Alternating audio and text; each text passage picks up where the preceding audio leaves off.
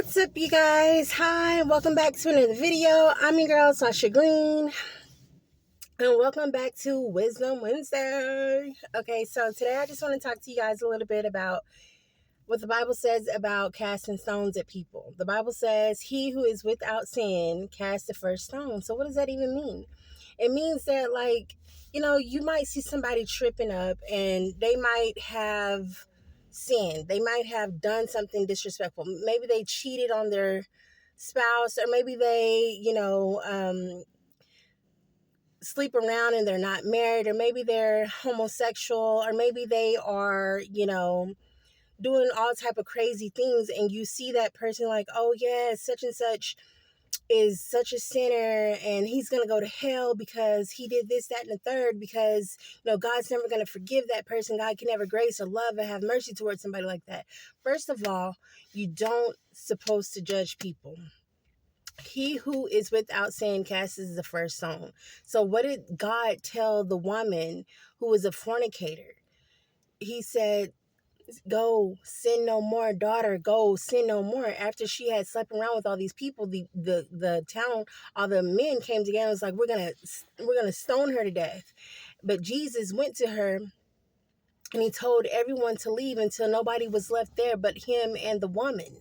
And he told them, don't, he wrote in the sand, like that was where the line was drawn.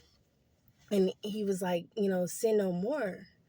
I believe that's the same chapter. But anyway, yeah, it's not cool to sit around picking judgments at people and telling them that they're going to go to hell, because only God has that judgment. Who am I to say that such and such is going to go to hell if they don't get their act straight? Only God can say that. But it does mention in the Bible, the saints shall judge the world. So maybe what I'm saying is there's judgment in it to an extent, because obviously we're supposed to judge things so that we can have good judgment about things. A righteous judgment.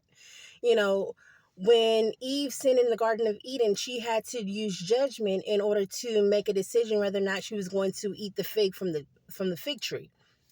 Right? So that requires judgment.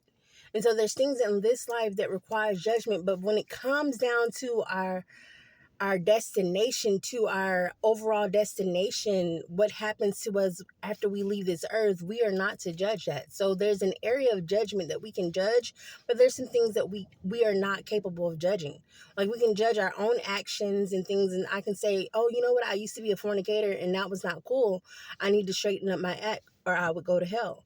I could say that to myself, but for it to come from somebody else who is just as bad as me, they're not perfect. You know what I mean? Somebody else may have mileage in adultery, yet they're sitting over here persecuting you because you fornicated.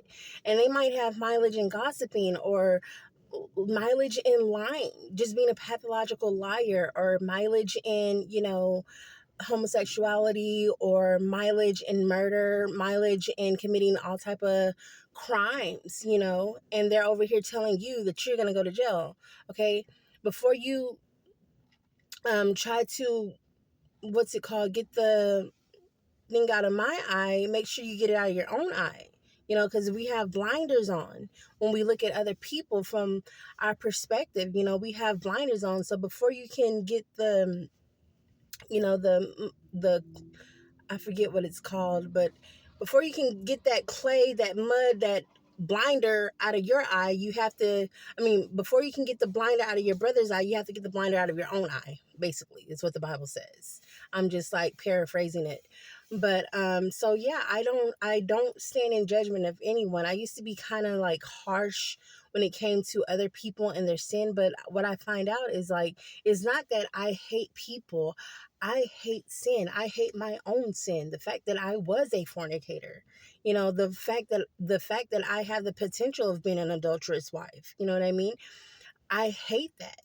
And so sometimes our hatred to sin reflects on other people in, like, a way that it seems that we're judging, but in reality, we are to judge, and we're supposed to have righteous judgment, but only to an extent. Like, there's things that we do not have the power to judge. And so he who is without sin cast the first stone. And so people love to bring up things from your past to judge you because they are intimidated by your future and the things that you are doing right now today. Your current situation. You may have overcame adultery. You may have overcame fornication. May have overcame drugs. And they're still looking at you and saying, oh, remember when you used to do this, that, and the third? Remember when you did this, this, and this?